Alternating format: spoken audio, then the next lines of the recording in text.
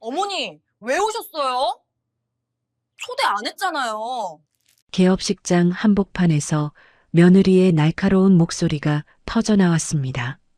새벽부터 정성껏 맞춰온 시루떡이 대리석 바닥 위에 내동댕이 쳐졌고 수십 명의 인플루언서들이 스마트폰을 들어 촬영하기 시작했어요. 그 많은 사람들 앞에서 아들은 고개를 숙인 채 어머니 편을 들지 않았습니다. 하지만 이 철없는 며느리는 알지 못했어요. 자신이 그토록 만나고 싶어 하던 건물주가 바로 눈앞에서 쫓아내고 있는 이 촌스러운 시어머니라는 사실을요. 사연 시작 전 구독과 좋아요를 눌러주시면 그곳에 축복이 가득하시기를 바라겠습니다. 안녕하세요. 제 이름은 장금자, 올해 72살입니다. 남대문 시장에서 40년째 칼국수 장사를 하고 있어요. 손님들은 저를 욕쟁이 할머니라 부르고 시장 상인들은 장 회장이라 부릅니다. 겉으로 보기엔 몸빼 바지에 고무대야 들고 다니는 평범한 시장 할머니지만 사실 저에겐 아무도 모르는 비밀이 하나 있어요. 강남 테헤란로와 성수동에 빌딩을 가지고 있다는 것. 그러니까 저는 조물주 위의 건물주인 셈이죠. 그런데 이 사실을 아는 건 저와 제 자산을 관리하는 윤 실장뿐입니다. 아들도 며느리도 전혀 모릅니다. 새벽 4시 알람이 울리기도 전에 저절로 눈이 떠졌습니다. 40년을 하루같이 반복해온 습관이란 게 참 무서운 겁니다.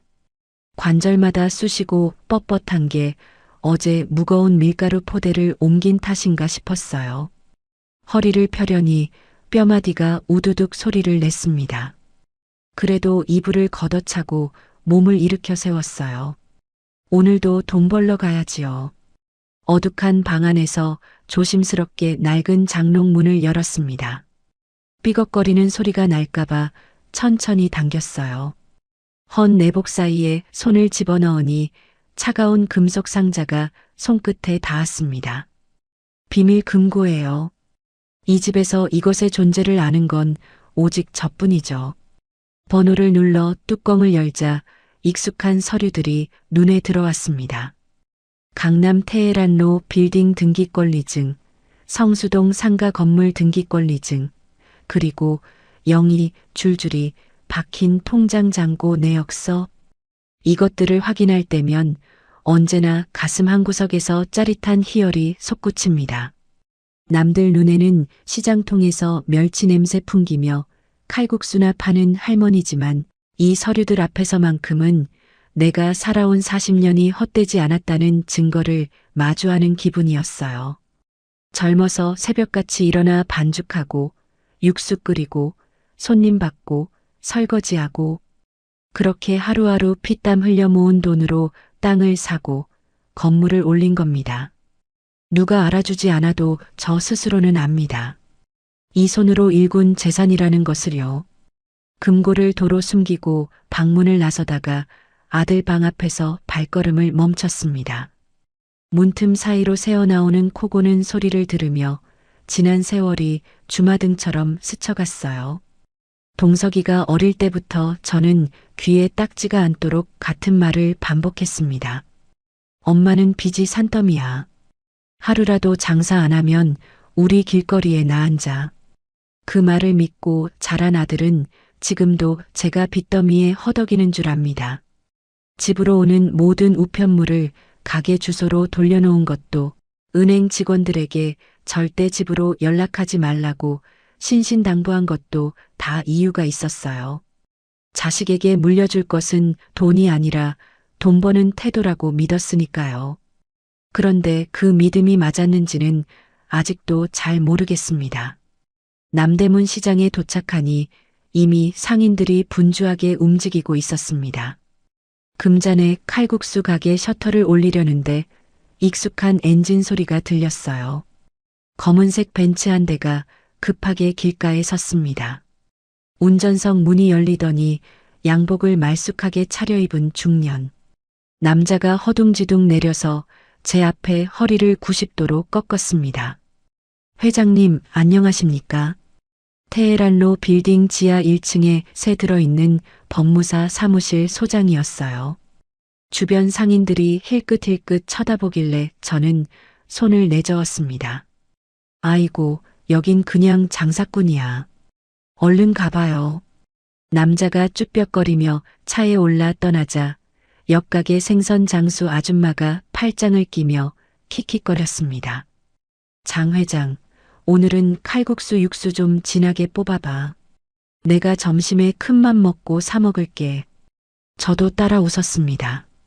이 시장통에서 저를 회장이라 부르는 건 농담 반 진담 반이에요. 다들 제가 돈 좀 굴릴 줄 안다는 건 어렴풋이 짐작하지만 정확히 얼마를 가졌는지는 아무도 모릅니다. 그게 제 계획이었고 그게 제가 살아남은 비결이었죠. 점심시간이 다가오자 가게가 북적거리기 시작했습니다. 그때 취객 한 명이 비틀거리며 들어와 자리에 털썩 앉더니 국물 리필을 요구했어요. 한 번, 두 번, 세 번, 네 번째 리필을 요구하며 목소리를 높이기 시작했습니다. 야, 국물이 왜 이리 짜? 물 탄 거 아냐? 저는 국자를 들고 주방에서 나왔습니다. 허리를 꼿꼿이 세우고 그 앞에 딱 섰어요.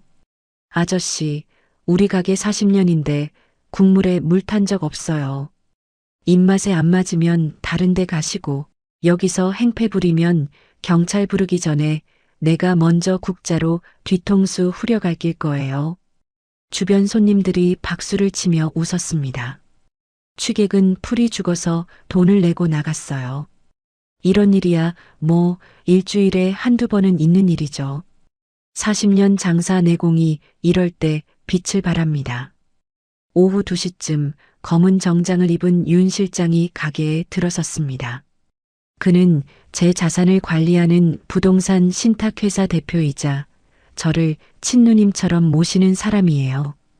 구석자리에 마주 앉자 그가 목소리를 낮췄습니다. 회장님, 성수동 건물 매입건이요. 시세보다 5억 싸게 나왔습니다.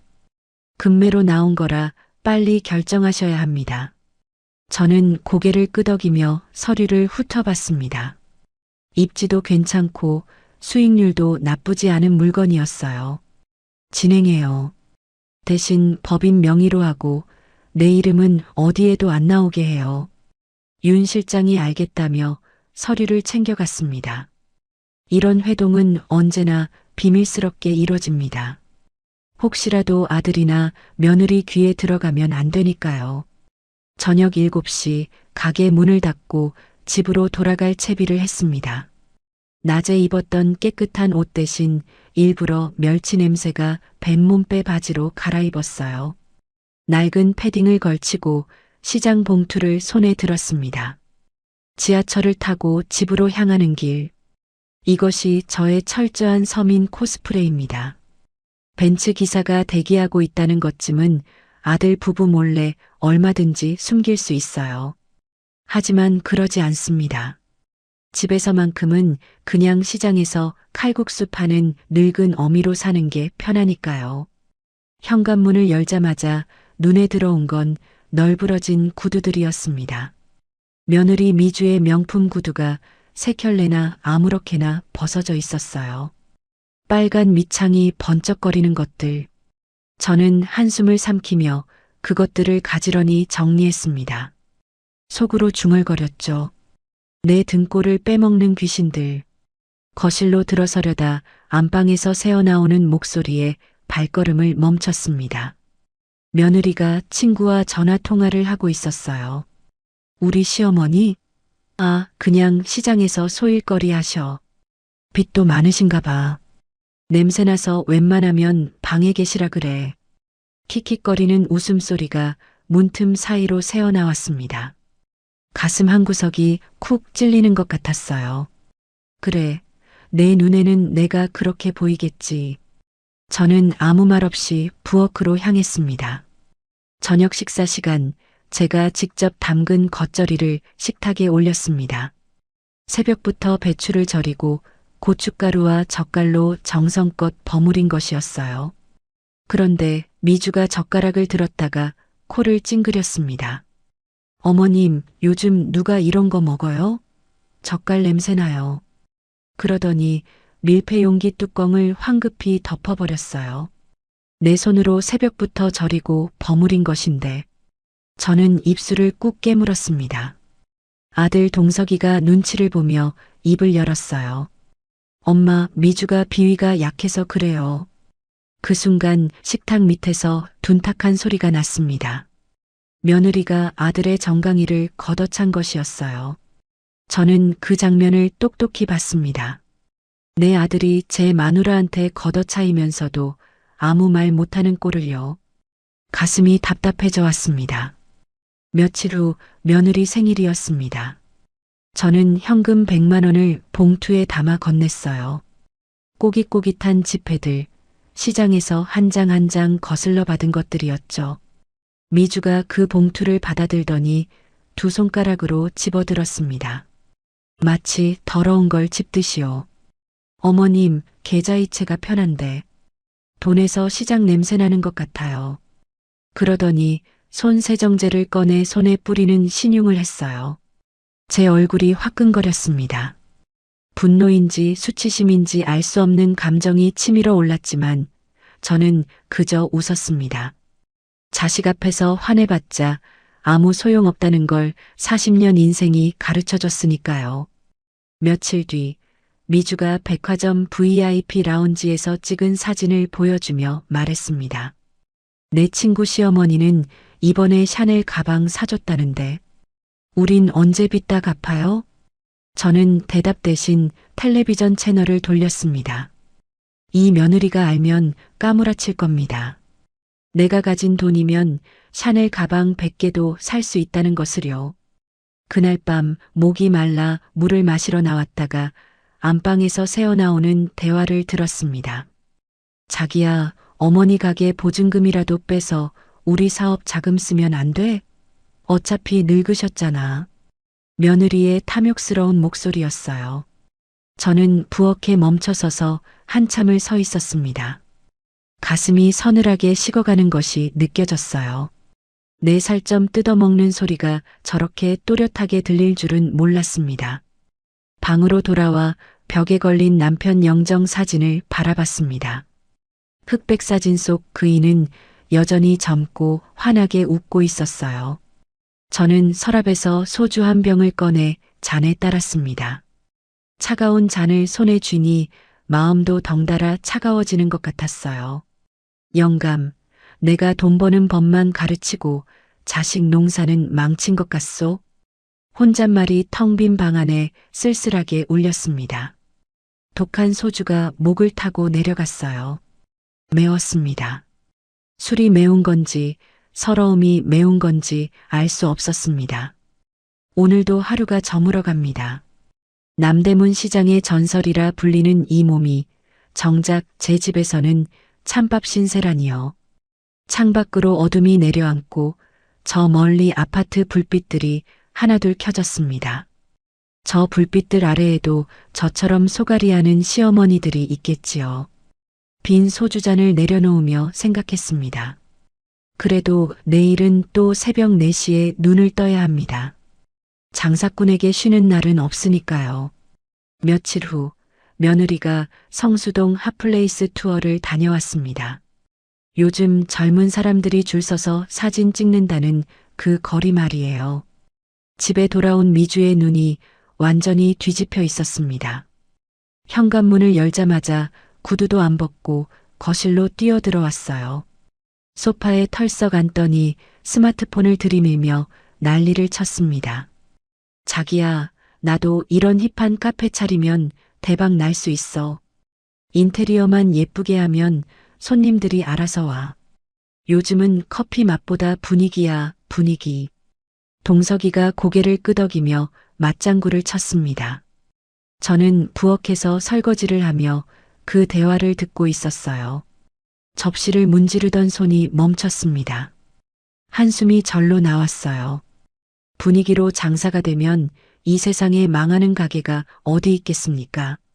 40년 장사를 해본 사람으로서 참 답답한 소리였죠. 손님 한 명 한 명 붙잡으려고 얼마나 발버둥 쳤는데 분위기 하나로 대박이 난다니요. 그날 밤 아들이 제 방문을 두드렸습니다. 문을 열고 들어오더니 한참을 우물쭈물했어요. 손을 비비고 발끝만 보고 입만 달싹거리고 저는 다 알고 있었습니다. 저 입에서 무슨 말이 나올지. 엄마 가게 좀 줄여서 전세금 좀 빼주면 안 돼요? 미주가 사업 아이템이 있대요. 저는 벌떡 일어났습니다. 그리고 아들의 등짝을 후려쳤어요. 찰싹 소리가 방 안에 울렸습니다. 손바닥이 얼얼했지만 개의치 않았어요. 이 멍청한 놈아. 그 전세금이 엄마 노후자금이야. 그걸 내 마누라 허황된 꿈에 갖다 바쳐? 동석이가 어깨를 움츠리며 방을 나갔습니다. 뒷모습이 쓸쓸해 보였어요. 저는 한참을 씩씩거렸습니다. 하지만 마음 한구석이 복잡했어요. 내 새끼가 마누라한테 휘둘리는 꼴이 안쓰럽기도 하고 한편으론 저렇게 키운 내 탓인 것 같기도 하고요. 침대에 앉아 한숨을 내쉬었습니다. 며칠 뒤 미주가 성수동 상가 임대 정보를 알아왔습니다. 저녁 식사 자리에서 신이 나서 떠들었어요. 밥숟가락을 내려놓고 두 눈을 반짝거리며 말했습니다. 대박 자리 찾았어요. 성수동 카페 골목 1층인데 보증금 3억에 월세 1,500만 원이래요. 근데 지금 금매로 나와서 협상하면 더 낮출 수 있대요. 저는 속으로 깜짝 놀랐습니다. 그 건물, 제가 작년에 법인 명의로 매입한 건물이었거든요. 하마터면 젓가락을 떨어뜨릴 뻔했어요. 겉으로는 기겁하는 척 연기했습니다. 뭐, 보증금이 3억? 월세가 1,500만 원? 너희가 무슨 돈으로 그런 데를 들어가? 미주가 손을 휘휘 저었습니다. 자신만만한 표정이었어요. 아, 어머님은 몰라요. 그 건물주가 외국에 사는 귀부인이라는데 대리인이랑만 계약한대요.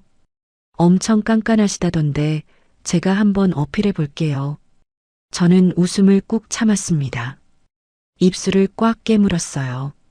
외국에 사는 귀부인이라니요.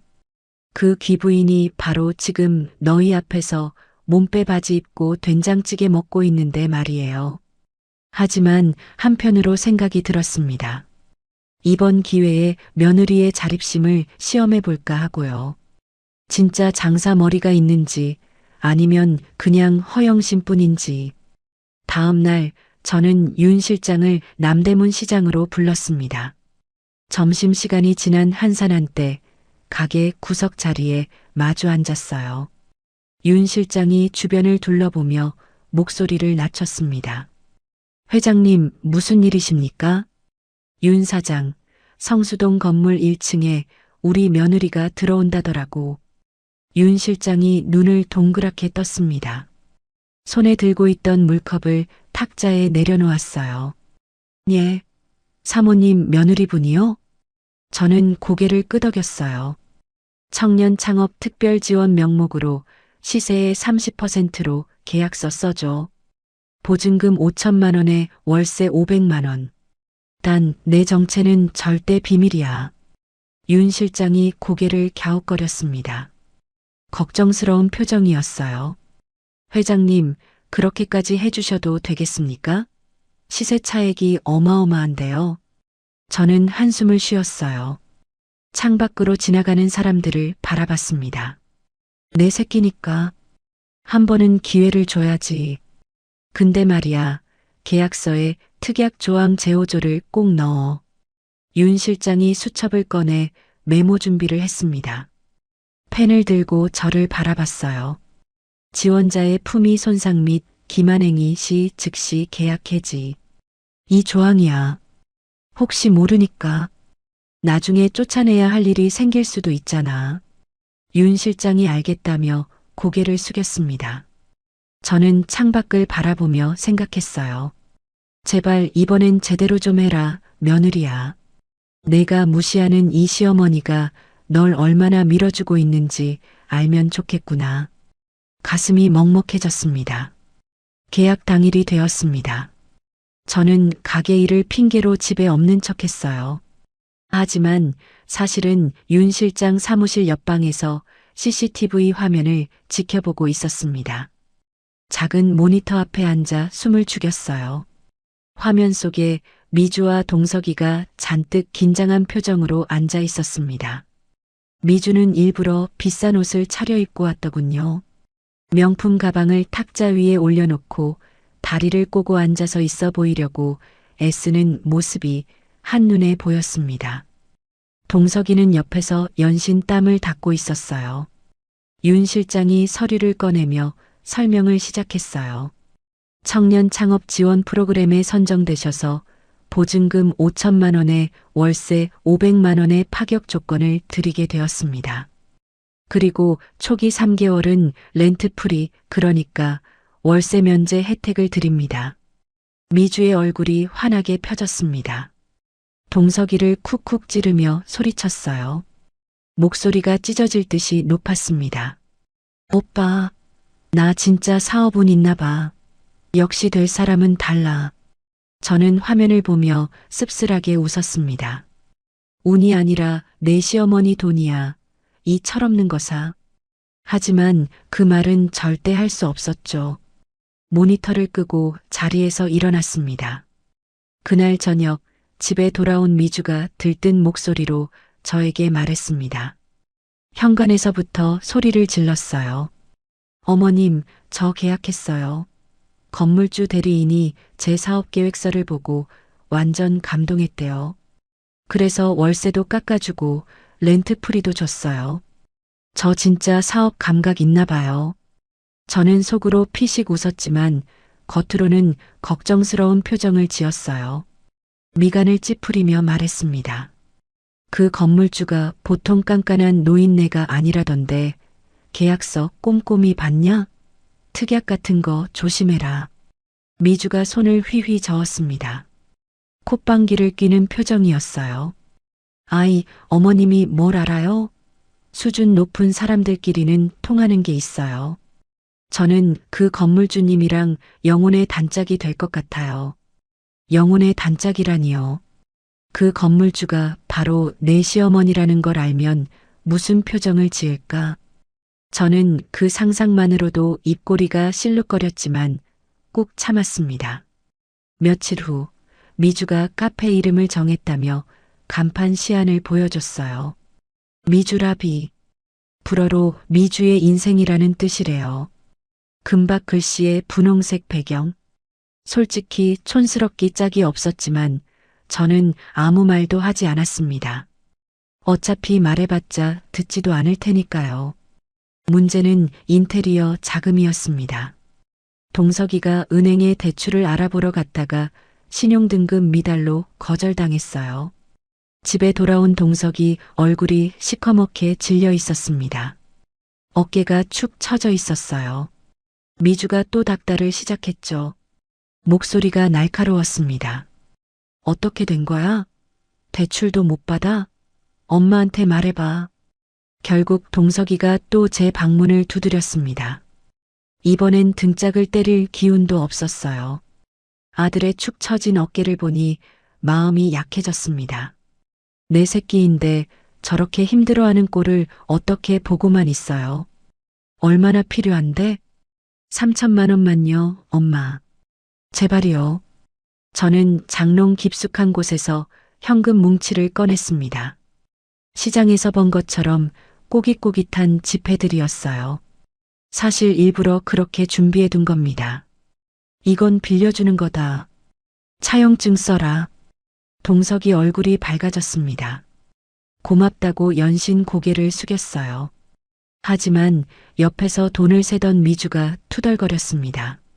눈살을 찌푸리며 말했어요. 아이씨, 돈 세는 기계 없어요? 이거 손으로 언제 다세요? 저는 이를 악물었습니다. 주먹을 꽉 쥐었어요. 내가 피땀 흘려번 돈인데 고맙다는 말은커녕 기계 타령이라니. 하지만 참았어요. 지금은 참을 때입니다. 언젠가 이 며느리가 깨달을 날이 올 거예요. 돈 버는 게 얼마나 힘든 일인지 그리고 자기가 무시하던 시어머니가 누구였는지. 그날이 오면 그때 가서 똑똑히 보여줄 겁니다. 창밖으로 어둠이 내렸습니다. 빈 장롱을 바라보며 생각했어요. 제발 이번엔 제대로 좀 해라. 내가 성공하면 나도 좋은 거야. 그날 밤 잠이 오지 않았습니다. 천장을 바라보며 이런저런 생각이 꼬리에 꼬리를 물었어요. 내가 너무 쉽게 도와주는 건 아닐까? 이렇게 해줘도 고마운 줄 모르는데 더 해주면 뭐하나? 하지만 또 한편으론 생각했습니다. 그래도 내 아들이 선택한 여자인데, 내 아들이 사랑하는 여자인데, 아들이 행복하면 그걸로 된 거 아닌가? 새벽 4시에 눈을 떴습니다. 오늘도 시장에 가야 합니다. 칼국수 반죽을 치대고 육수를 끓이고 손님을 맞아야 해요. 40년간 해온 일입니다. 이 몸이 부서지도록 일해서 모은 돈으로 건물을 사고 그 건물을 며느리에게 싼 값에 내주고 있습니다. 며느리는 그 사실을 모르죠. 알 필요도 없고요. 언젠가 알게 될 날이 오겠지만 그건 며느리가 스스로 깨달아야 하는 겁니다. 세수를 하고 거울을 봤습니다.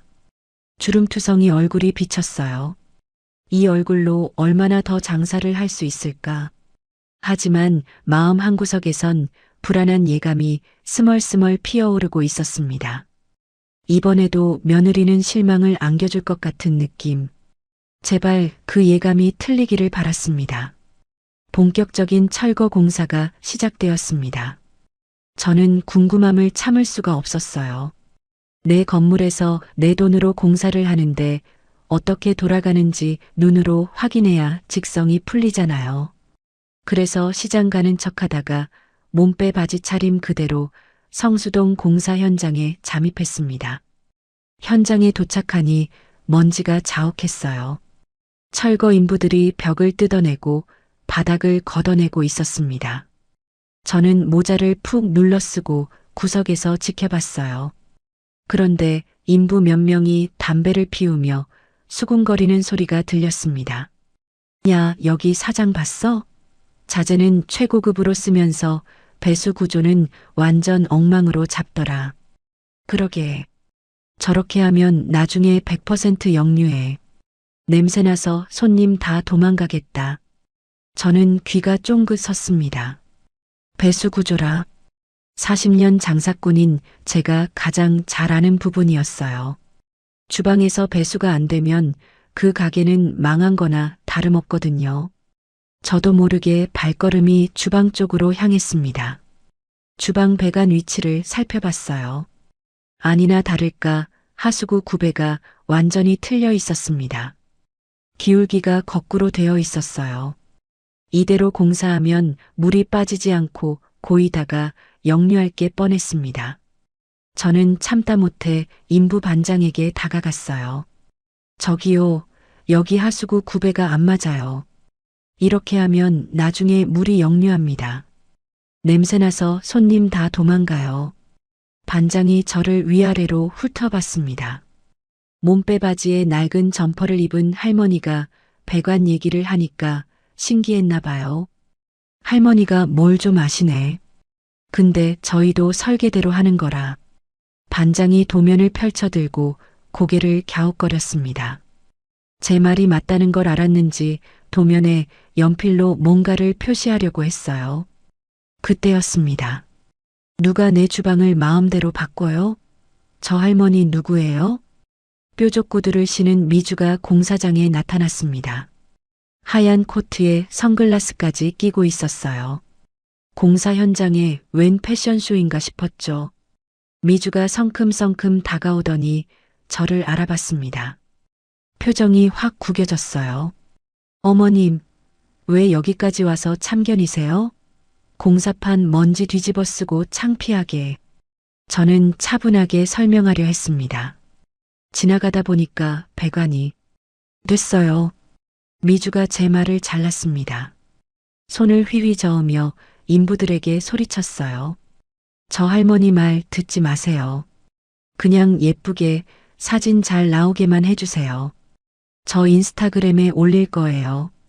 인부들이 서로 눈치를 봤습니다. 반장이 난감한 표정으로 도면을 접었어요. 저는 더 이상 말해봤자 소용없다는 걸 알았습니다. 미주가 제 팔을 잡아 끌며 출입구 쪽으로 밀었어요. 어머님, 제발 여기 오지 마세요. 여기는 제 사업장이에요. 시장 국수집이랑 달라요. 저는 묵묵히 현장을 나왔습니다. 뒤에서 미주가 인부들에게 뭐라고 지시하는 소리가 들렸어요. 가슴이 답답했습니다. 저 배관 문제가 나중에 어떻게 터질지 뻔히 보이는데 말해줘도 안 들으니 어떡합니까? 다음 날 저는 윤 실장에게 전화했습니다. 윤 사장, 건물 안전 진단 핑계로 공사를 잠시 중단시킬 수 있겠어? 윤 실장이 알겠다고 했어요. 하지만 그날 저녁 아들한테서 전화가 왔습니다. 목소리가 날카로웠어요. 엄마, 왜 공사 중단시켰어요? 미주가 울고불고 난리예요. 엄마가 시장에서 아는 사람 시켜서 방해 공작한 거 아니에요? 저는 할 말을 잃었습니다. 방해 공작이라니. 내 마누라 가게가 잘 되게 하려고 한 건데. 결국 공사는 다시 진행되었어요. 제가 할 수 있는 일은 없었습니다. 며칠 후 현장에 다시 가봤습니다. 이번엔 들어가지 않고 창문 너머로 지켜봤어요. 바닥에 이탈리아 대리석이 깔려 있었습니다. 그런데 미주가 인부들과 실랑이를 벌이고 있었어요. 이 색깔 별로예요. 조명 비추니까 누래 보여요. 다 뜯어내고 다시 깔아요. 멀쩡한 대리석을 뜯어낸다고요. 저는 눈앞이 캄캄해졌습니다. 저 대리석이 평당 얼마인지 알기나 할까요? 수천만 원어치를 쓰레기통에 버리겠다는 소리였어요. 제 돈이 아니라고 생각하니까 저렇게 물 쓰듯이 쓰는 거겠죠. 결국 새로 깐 대리석도 3일 만에 또 마음에 안 든다며 일부를 교체했습니다. 돈이 줄줄 새고 있었어요. 가구 고르는 것도 문제였습니다. 미주는 유럽에서 공수해온 빈티지 의자를 들여놓겠다고 했어요. 의자 하나에 80만 원짜리였습니다. 그걸 20개나 주문했어요. 저는 속이 터져나갔지만 아무 말도 할 수 없었습니다. 말해봤자 또 구닥다리 소리 듣기 싫었거든요. 그날 저녁 저는 며느리에게 도움을 주려고 개업 떡 돌리기용 명단을 정리해 갔습니다. 주변 상권 정보도 적고 어느 가게에 먼저 인사하면 좋은지, 누구랑 친하게 지내면 도움이 되는지 꼼꼼히 적어 놓았어요. 40년 장사 경험에서 나온 노하우였습니다. 미주에게 건네며 말했어요. 개업하면 이 가게들 돌면서 떡 돌려라. 상권에서 얼굴 트는 게 제일 중요해. 미주가 명단을 힐끗 보더니 코웃음을 쳤습니다. 어머님, 이런 구닥다리 방식 안 통해요. 요즘은 다 SNS로 해요. 인플루언서 마케팅이 대세라고요. 그러더니 제가 정성껏 적은 명단을 쓰레기통에 버렸습니다. 눈앞에서요. 저는 그 장면을 멍하니 지켜봤어요. 40년 경험이 쓰레기통에 들어가는 기분이 어떤 건지 아십니까? 가슴이 먹먹해서 말이 안 나왔습니다. 조명 공사가 시작되었을 때 저는 또 한 번 경고했습니다. 전기 용량 증설 안 하면 차단기 떨어진다. 샹들리에를 그렇게 많이 달면 안 돼. 미주는 듣는 둥 마는 둥 했어요. 결국 화려한 샹들리에를 5개나 달았습니다. 예쁘기만 하면 된다는 생각이었겠죠. 전기 기술자가 걱정스러운 표정을 지었지만 미주는 아랑곳하지 않았습니다. 어느 날 점심시간 공사 현장 근처 식당에 갔다가 인부들을 마주쳤습니다. 그들이 밥을 먹으며 투덜거리고 있었어요. 야, 저 사장 진짜 갑질이 장난 아니다. 커피도 제대로 안 사주면서 잔소리만 해. 그러게. 우리가 뭐 종이야? 저렇게 무시하는 사람 처음 봐. 저는 한숨이 나왔습니다. 식당 주인에게 조용히 말했어요. 저분들 밥값 내가 낼게요. 계산서 따로 주세요. 식당 주인이 고개를 갸웃거렸습니다. 할머니가요?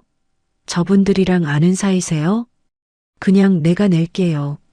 조용히요. 인부들이 나간 후에 몰래 계산을 했습니다. 12만 원이었어요.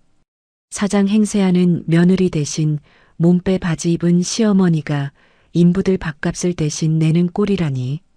씁쓸했지만 어쩔 수 없었어요.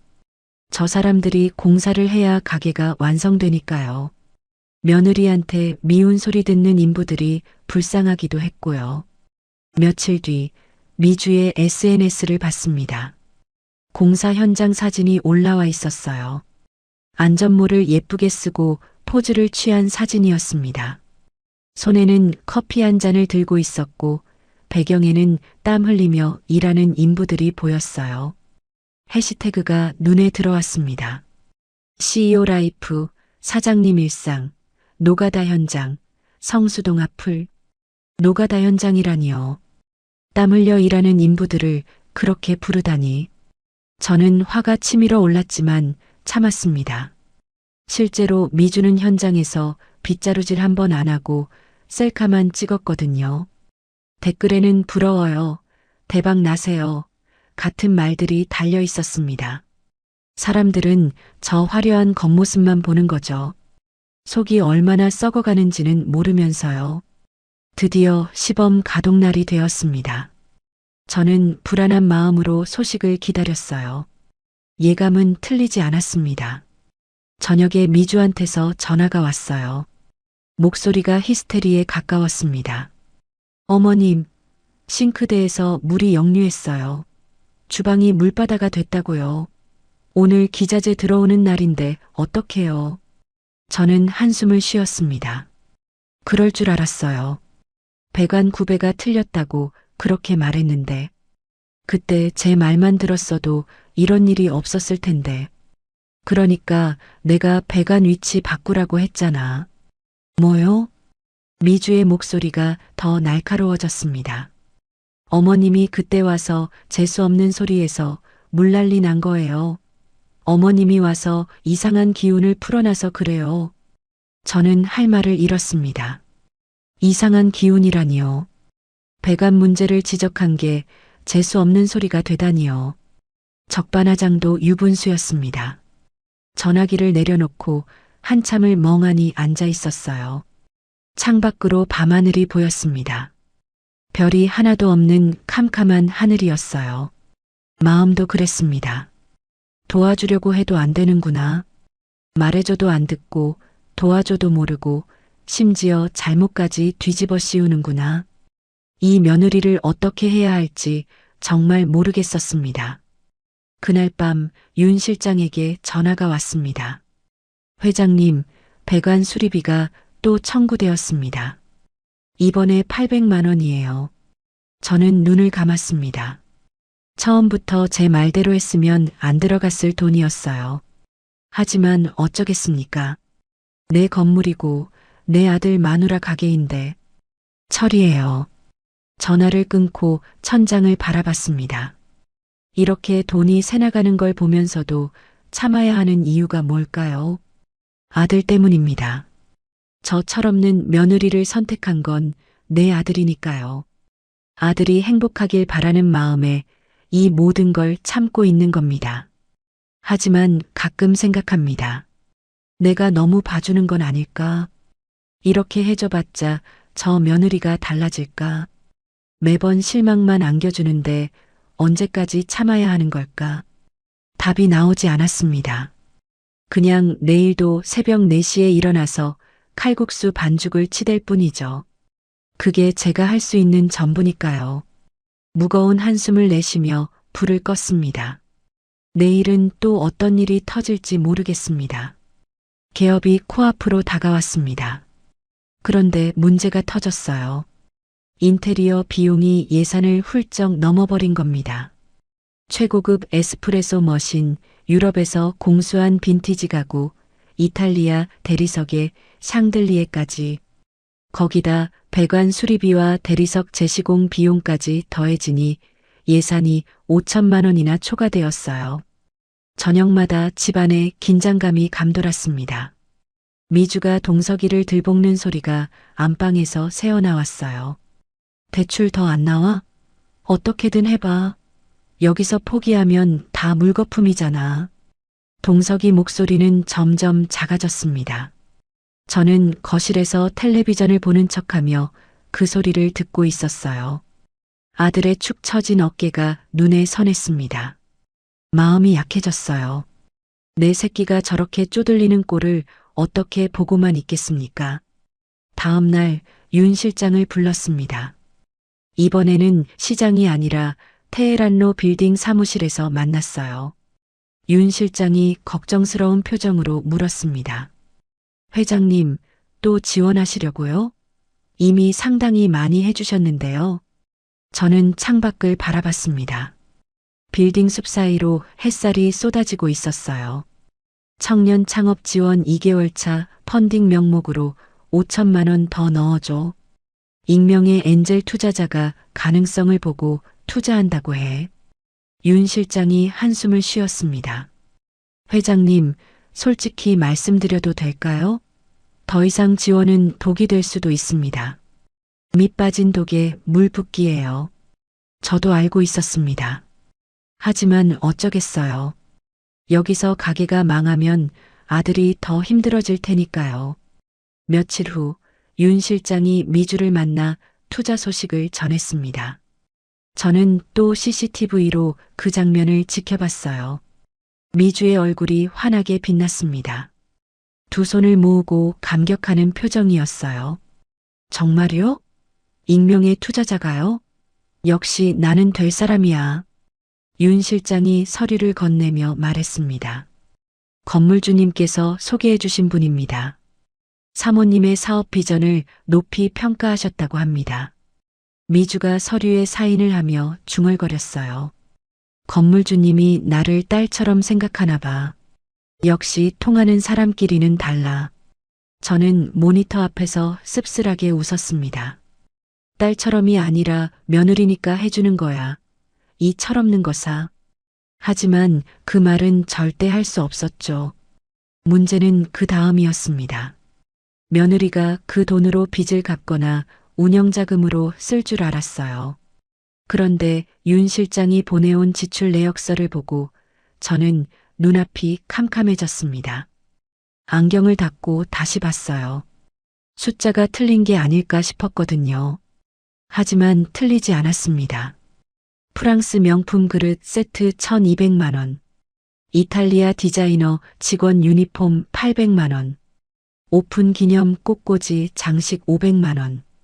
인플루언서 섭외비 1,000만 원. 나머지는 뭐에 썼는지도 모를 잡비용이었습니다.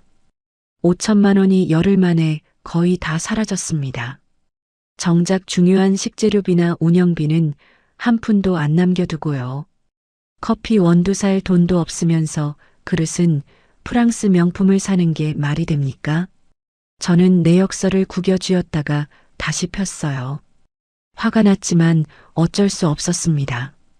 이미 건넨 돈이니까요.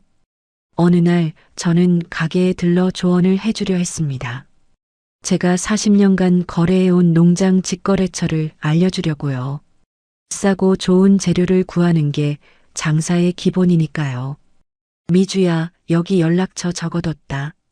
직접 농장에서 받으면 중간 마진 없이 싸게 들여올 수 있어. 미주가 쪽지를 힐끗 보더니 고개를 저었습니다. 어머님, 납품업체 따로 있어요. 제 친구 남편이 하는 데인데 프리미엄 유기농 재료만 취급해요. 요즘 손님들 입맛이 까다롭잖아요. 저는 의아했습니다. 그래서 나중에 윤 실장에게 그 납품 업체를 조사해달라고 했어요. 결과는 충격적이었습니다. 시세보다 2배나 비싸게 납품받고 있었어요. 우유 한 팩에 10,000원, 밀가루 한 포대에 5만 원. 시장에서 사면 절반도 안 되는 가격이었습니다. 게다가 유기농이라던 재료 중 절반은 일반 재료에 라벨만 바꿔 붙인 것이었습니다. 며느리 친구 남편이 바가지를 씌우고 있었던 거예요. 친구라고 믿었는데 뒤통수를 치고 있었던 겁니다.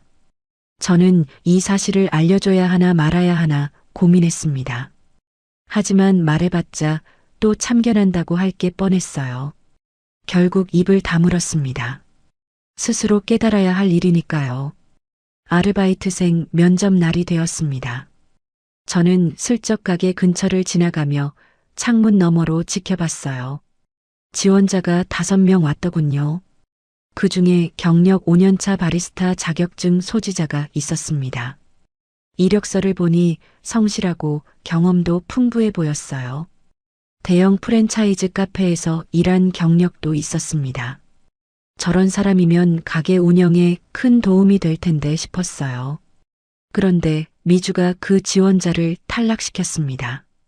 이유가 기가 막혔어요. 우리 카페는 물 관리가 중요해요. 얼굴 보고 뽑아야 해요. 저 사람은 좀. 결국 경험은 없지만 얼굴이 예쁜 대학생 2명을 뽑았습니다. 커피 내리는 법도 모르는 애들이었어요. 저는 한숨이 나왔지만 참았습니다. 집에 돌아와 동석이에게 슬쩍 말했어요. 직원은 성실한 게 최고다. 얼굴 예쁜 것보다 일 잘하는 사람이 낫지 않겠냐? 옆에서 듣고 있던 미주가 버럭 소리를 질렀습니다. 어머님, 국수집이랑 여기가 같은 줄 아세요? 여긴 핫플이에요, 핫플. 분위기가 다르다고요. 저는 더 이상 말하지 않았습니다. 말해봤자 돌아오는 건 핀잔뿐이니까요. 가오픈 기간이 시작되었습니다. 정식 개업 전에 지인들을 초대해서 시범 운영을 하는 거예요. 그런데 문제가 생겼습니다. 미주의 친구들이 몰려와서 공짜로 먹고 마신 겁니다. 10명, 20명씩 때로 몰려왔어요. 비싼 케이크를 3조각씩 시키고 음료도 가장 비싼 것만 골랐습니다. 계산할 때가 되면 미주가 손을 내저었어요. 친구니까 그냥 가라고. SNS에 올려주는 게 홍보비라고. 저는 윤 실장이 보내준 매출 보고서를 보고 눈이 휘둥그레졌어요. 가오픈 일주일 동안 매출 0원. 그런데 재료비는 400만 원이 나갔습니다. 비싼 케이크와 음료를 친구들이 다 먹어치운 거예요. SNS에 올려준다며 공짜로요. 장사가 아니라 자선 사업을 하고 있었습니다. 미주의 친구들이 가게에서 찍은 사진이 SNS에 올라왔습니다. 화려한 음식 사진 아래 댓글이 달려 있었어요. 맛있겠다. 나도 가고 싶다. 같은 반응이었죠. 하지만 정작 돈을 내고 온 손님은 한 명도 없었습니다. 며칠 후 미주가 친구들 앞에서 허풍을 치는 걸 우연히 들었습니다. 가게 앞을 지나가다가 열린 문 사이로 목소리가 들렸어요. 이 건물주가 나를 되게 예뻐해. 나중에 건물 싸게 넘길 수도 있대. 저는 발걸음을 멈췄습니다. 건물을 싸게 넘긴다고요? 제가 언제 그런 말을 했습니까? 이 며느리가 지어낸 거짓말이었어요. 친구들 앞에서 허세를 부리려고요. 기가 막혔지만 저는 그냥 지나쳤습니다. 윤 실장이 다시 연락을 해왔습니다. 회장님, 더 이상 지원은 독입니다. 특약 조항 위반으로 경고를 줄까요? 저는 잠시 생각했습니다. 지금 경고를 주면 며느리가 정신을 차릴까요? 아니면 더 반발할까요? 개업식까지 기다려보자. 마지막 기회를 주는 거야. 전화를 끊고 한숨을 쉬었습니다. 마지막 기회. 이번에도 실망시키면 그땐 정말 가만히 있지 않을 겁니다. 개업 전날 밤이었습니다. 저는 내일 입고 갈 옷을 고르고 있었어요. 오래된 옷장을 열어 하나하나 꺼내봤습니다. 그때 미주에게서 전화가 왔습니다. 목소리가 차가웠어요. 어머님, 내일 개업식인데. 어머님은 안 오셔도 될 것 같아요. 바쁘시잖아요. 저는 멍해졌습니다. 바쁘다니요. 내 아들 가게 개업식인데 바쁠 리가 있습니까? 왜? 내가 왜 못 가? 아니, 오시면 안 된다는 게 아니라 인플루언서들이 많이 오거든요. 분위기가 좀 어머님이랑 안 맞을 것 같아서요. 저는 전화기를 꽉 쥐었습니다. 손이 떨렸어요. 그래도 가족인데 가야지. 떡이라도 맞춰갈게. 미주가 한숨을 푹 쉬었습니다. 전화기 너머로 짜증이 느껴졌어요. 아, 네. 오시려면 뒤쪽 문으로 오세요. 앞에서 들어오시면 좀 그러니까요. 전화가 끊겼습니다. 저는 한참 동안 전화기를 내려다봤어요. 뒤쪽 문으로 오라고요. 내가 내 건물, 내 돈으로 차린 가게에 뒷문으로 들어오라고요. 가슴이 찢어지는 것 같았습니다. 그래도 가야죠. 내 아들 가게가 문을 여는 날인데 아무리 서럽고 화가 나도 안 갈 수는 없잖아요. 장롱에서 가장 깨끗한 옷을 꺼냈습니다. 하지만 아무리 뒤져봐도 며느리가 사준 옷은 하나도 없었어요. 결혼하고 10년이 넘었는데 단 한 벌도요. 다 시장에서 산 옷뿐이었습니다. 개량 한복, 낡은 카디건, 몸빼 바지. 씁쓸한 웃음이 나왔습니다. 그래, 장사꾼은 장사꾼 옷이 제일이지. 스스로를 위로하며 개량 한복을 꺼내 걸어두었습니다. 내일 개업식? 어떤 일이 벌어질지 모르겠습니다. 하지만 한 가지는 확실해요. 저는 갈 겁니다. 뒷문으로든 앞문으로든 내 아들 가게 개업식에는 반드시 갈 겁니다. 잠이 오지 않았습니다. 천장을 바라보며 생각했어요. 내가 너무 많이 해준 걸까? 아니면 아직도 부족한 걸까? 답을 모르겠습니다. 그냥 내일 가서 축하해주고 떡이라도 돌리고 올 생각이에요. 그게 어미가 할 일이니까요. 시계가 새벽 2시를 가리키고 있었습니다. 두어 시간 후면 또 일어나야 합니다. 눈을 감았지만 마음은 편치 않았습니다. 내일 무슨 일이 일어날지 불안한 예감이 가시지 않았어요. 밤새 뒤척이다 새벽이 밝아왔습니다. 오늘은 개업식입니다. 개업식 날 새벽 저는 평소보다 더 일찍 눈을 떴습니다. 새벽 3시였어요.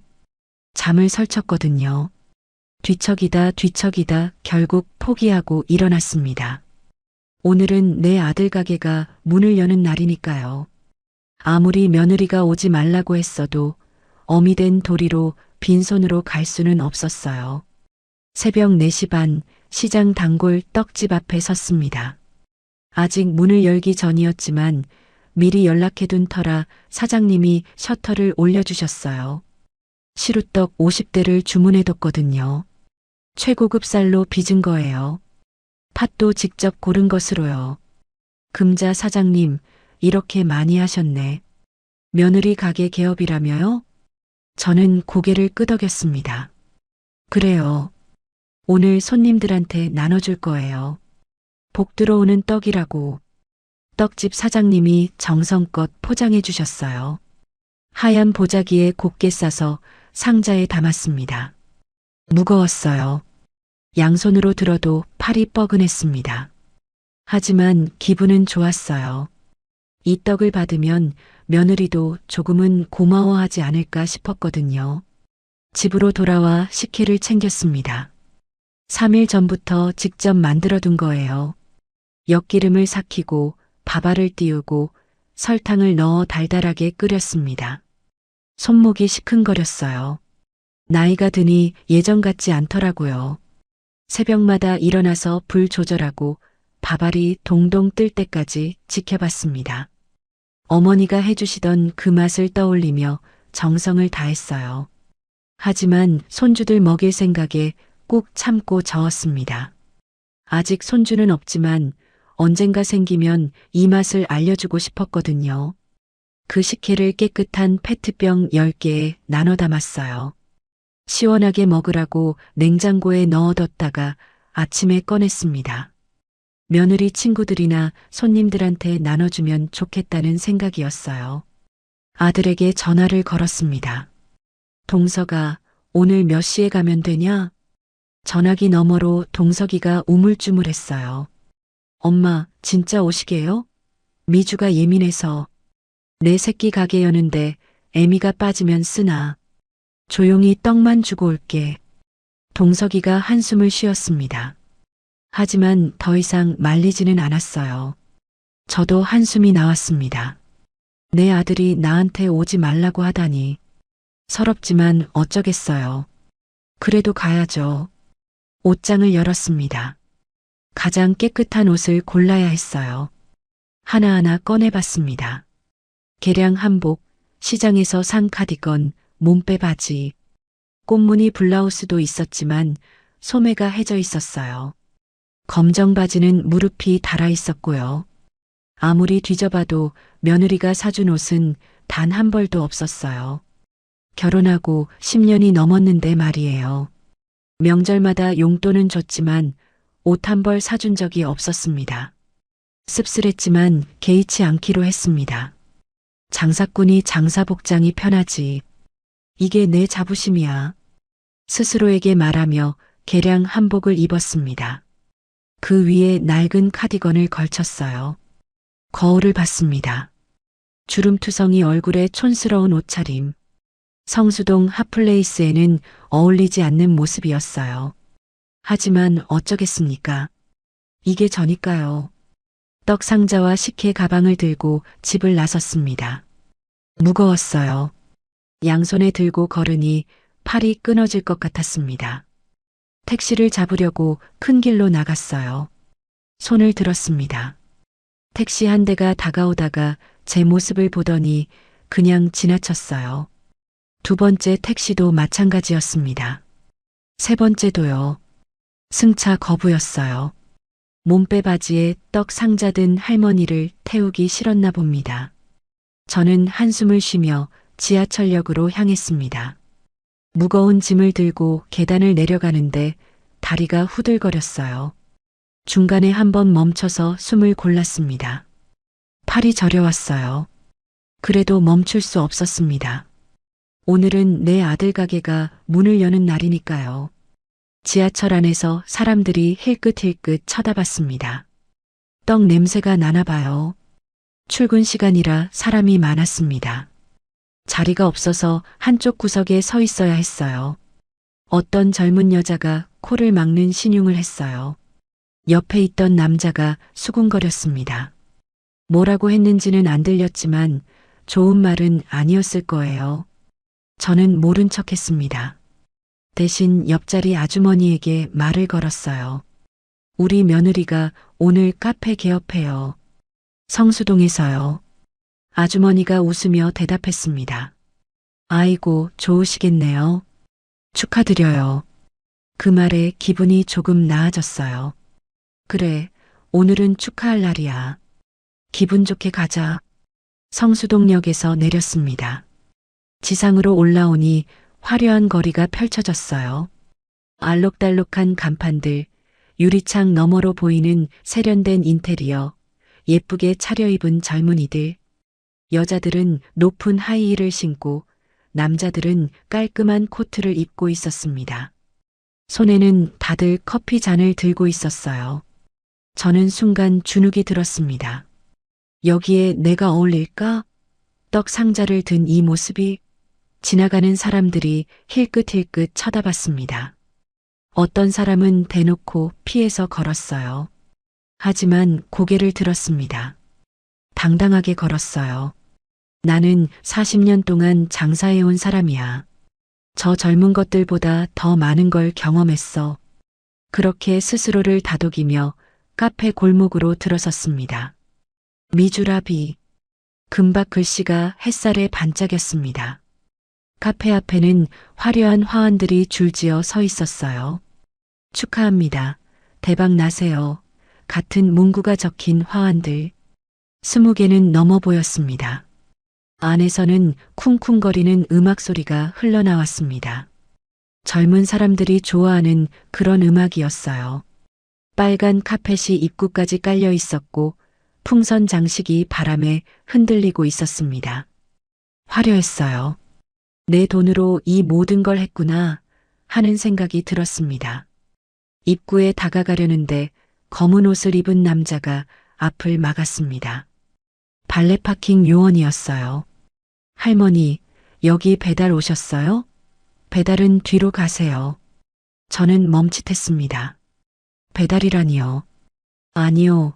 저 여기 사장 시어머니예요. 남자가 저를 위아래로 훑어봤습니다. 의심스러운 눈빛이었어요.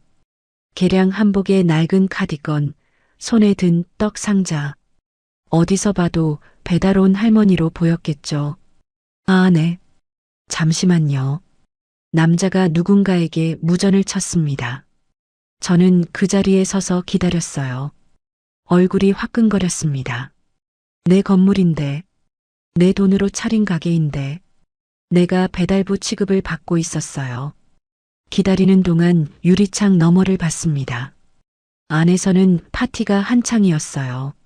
샴페인 잔을 든 사람들이 웃고 떠들고 있었습니다. 화려하게 차려입은 젊은이들, 인플루언서라는 사람들인 것 같았어요. 다들 스마트폰을 들고 사진을 찍고 있었습니다. 그 가운데 미주가 보였어요. 하얀 원피스를 입고 활짝 웃고 있었습니다. 머리도 예쁘게 올렸고 귀걸이가 반짝거렸어요. 옆에는 동석이가 서 있었어요. 양복을 차려입고 어색하게 웃고 있었습니다. 둘 다 행복해 보였어요. 저런 모습 처음 봤습니다. 저는 잠시 멈춰서서 그 모습을 바라봤어요. 내 아들이 저렇게 웃는 모습, 오랜만에 보는 것 같았습니다. 마음이 복잡해졌어요. 기쁘기도 하고 서럽기도 하고. 그때 휴대폰이 울렸습니다. 윤 실장이었어요. 회장님, 지금 근처에 대기 중입니다. 혹시 불편한 일 있으시면 바로 말씀해 주십시오. 저는 작게 웃었습니다. 윤 실장이 걱정되어서 따라온 모양이었어요. 괜찮아요. 그냥 기다려요. 전화를 끊고 심호흡을 했습니다. 용기를 냈어요. 내 아들 가게 개업식이야. 떳떳하게 들어가자. 저는 떡 상자를 고쳐들고 입구로 향했습니다. 문을 열었습니다. 딸랑 종소리가 울렸어요. 순간 안에 있던 사람들의 시선이 일제히 저에게 쏠렸습니다. 음악 소리는 계속됐지만 사람들의 웃음소리는 멈췄어요.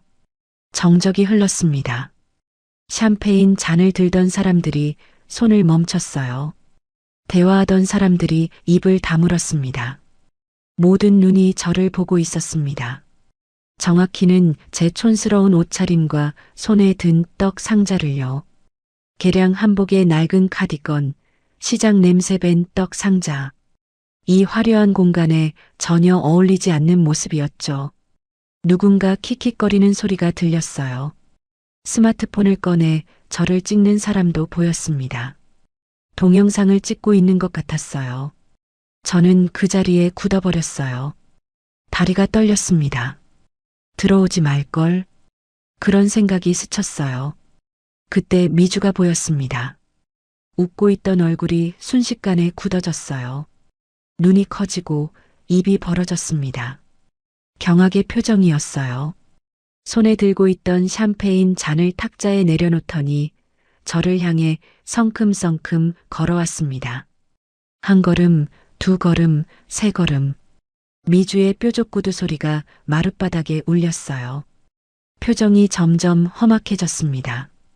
저는 그 자리에 서서 다가오는 며느리를 바라봤어요. 시간이 느리게 흐르는 것 같았습니다. 미주가 제 앞에 섰습니다. 눈빛이 차가웠어요. 입술이 파르르 떨렸습니다. 뭔가 터질 것 같은 분위기였어요. 저는 손에 든 떡 상자를 꼭 쥐었습니다. 3일 동안 만든 식혜와 새벽부터 맞춰온 떡. 이걸 받으면 조금은 기뻐해 줄 줄 알았는데 며느리의 표정을 보니 그건 헛된 바람이었던 것 같았어요. 주변이 조용해졌습니다. 모든 사람의 시선이 우리 둘에게 집중되어 있었어요. 인플루언서들이 스마트폰을 들고 있었습니다. 동영상을 찍고 있는 것 같았어요. 저는 그 순간 내가 구경거리가 되었다는 걸 깨달았습니다. 이제 무슨 일이 벌어질지 알 것 같았습니다. 하지만 도망칠 수는 없었어요. 여기까지 온 이상 끝까지 버텨야 했습니다. 떡 상자를 든 손에 힘을 주었습니다. 무슨 일이 있어도 당당하게. 그렇게 다짐했어요. 오늘만큼은 물러서지 않을 겁니다. 내 아들을 위해서, 그리고 나 자신을 위해서. 미주가 제 앞에 섰습니다. 얼굴이 새빨갛게 달아올라 있었어요. 눈에서 불꽃이 튀는 것 같았습니다. 저는 떡 상자를 내밀며 애써 웃었어요. 미주야, 개업 축하한다. 떡이랑 식혜 가져왔어. 손님들한테 나눠줘. 미주가 떡 상자를 노려봤습니다. 마치 쓰레기를 보는 눈빛이었어요. 그리고 낮은 목소리로 속삭였습니다. 어머님, 뒤로 가시라고 했잖아요. 왜 앞으로 오셨어요? 저는 움찔했습니다. 하지만 물러서지 않았어요. 내 아들 가게 개업인데 애미가 뒷문으로 들어와 떡 가져왔으니까 받아. 그 순간 미주의 표정이 완전히 변했습니다. 참고 있던 뭔가가 터진 것 같았어요. 미주가 목소리를 높였습니다. 카페 안에 있던 모든 사람이 들을 수 있을 만큼 크게요. 어머님, 여기가 어딘 줄 알아요? 시장 국수집이 아니에요. 이런 촌스러운 떡 가져오시면 어떡해요. 저는 얼어붙었습니다. 주변에서 웅성거리는 소리가 들렸어요. 누군가 킥킥 웃었습니다. 스마트폰 카메라가 우리를 향하고 있었어요. 미주야, 목소리 좀 낮춰. 손님들 다 보잖아. 보면 어때요? 어머님이 망신을 시키잖아요. 미주가 제 손에서 떡 상자를 빼앗았습니다. 그리고 바닥에 내동댕이 쳤어요. 쿵 하는 소리와 함께 상자가 열리면서 시루떡이 쏟아졌습니다. 새벽부터 맞춰온 떡이 대리석 바닥 위에 나뒹굴었어요. 붉은 팥고물이 하얀 바닥에 번졌습니다. 떡집 사장님이 정성껏 포장해준 하얀 보자기가 찢어졌어요. 50대나 되는 떡이 여기저기 흩어졌습니다. 저는 그 광경을 멍하니 바라봤습니다. 귀가 멍했어요. 심장이 쿵쾅거렸습니다. 주변 사람들이 뒤로 물러나며 떡을 피했어요. 마치 더러운 것을 피하듯이요. 이런 구닥다리 떡 누가 먹어요? 요즘 세상의 시루떡이요? 창피하게. 미주가 식혜 봉지도 빼앗았습니다. 바닥에 던지려는 찰나 제가 먼저 붙잡았어요. 이건 내가 3일 동안 만든 거야. 손목 아파가면서 저었어. 미주가 코웃음을 쳤습니다. 손목이 아프면 병원을 가세요. 이런 냄새나는 음료 누가 마셔요? 위생 검사도 안 받은 거잖아요. 주변 사람들이 수군거렸습니다. 어떤 인플루언서가 스마트폰을 들고 촬영하고 있었어요. 저는 그 카메라 렌즈가 저를 향하고 있다는 걸 알았습니다. 내 굴욕이 인터넷에 퍼질 거라는 걸요. 동석이가 뒤늦게 달려왔습니다. 저는 아들을 보고 한 줄기 희망을 느꼈어요. 내 아들이니까 나를 감싸줄 거라고 생각했습니다. 동석아. 하지만 동석이는 저를 보지 않았어요. 미주에게 달려가 어깨를 감쌌습니다. 미주야, 괜찮아? 진정해. 그리고 저를 돌아보며 말했습니다. 눈도 제대로 마주치지 않으면서요. 엄마, 일단 나가 계세요. 나중에 얘기하자고요. 가슴이 찢어지는 것 같았습니다. 내 아들이 마누라 편을 들고 있었어요. 저를 내쫓고 있었습니다. 40년을 키운 내 새끼가요. 젖 먹여 키우고 밤새워 간호하고 등골 휘어가며 대학까지 보낸 내 새끼가요. 동석아, 나 내 엄마야. 내 엄마가 개업 떡 들고 온 게 그렇게 창피하냐? 동석이가 고개를 숙였습니다. 대답하지 않았어요. 어깨가 움츠러들어 있었습니다. 그 침묵이 대답이었습니다. 네, 창피합니다. 그 말을 입 밖으로 꺼내지 않았을 뿐이었죠. 저는 아들의 그 비겁한 모습이 더 가슴 아팠습니다. 미주가 한술 더 떴습니다. 어머님, 오늘 중요한 손님들 많아요. 인플루언서들이랑 기자들이 와 있다고요. 이 모습이 기사에 나가면 어떡해요? 제발 나가세요. 저는 주변을 둘러봤습니다.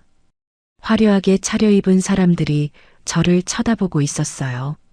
동정 어린 눈빛도 있었지만 대부분은 구경하는 표정이었습니다. 재미있다는 듯이 킥킥거리는 사람도 있었어요. 바닥에 쏟아진 떡이 눈에 들어왔습니다. 새벽부터 단골 떡집에 가서 맞춰온 떡, 최고급 쌀로 빚은 것, 복이 들어오라고 정성껏 준비한 것. 그게 사람들 발에 밟히고 있었어요. 누군가 실수로 밟았는지 팥고물이 으깨져 있었습니다.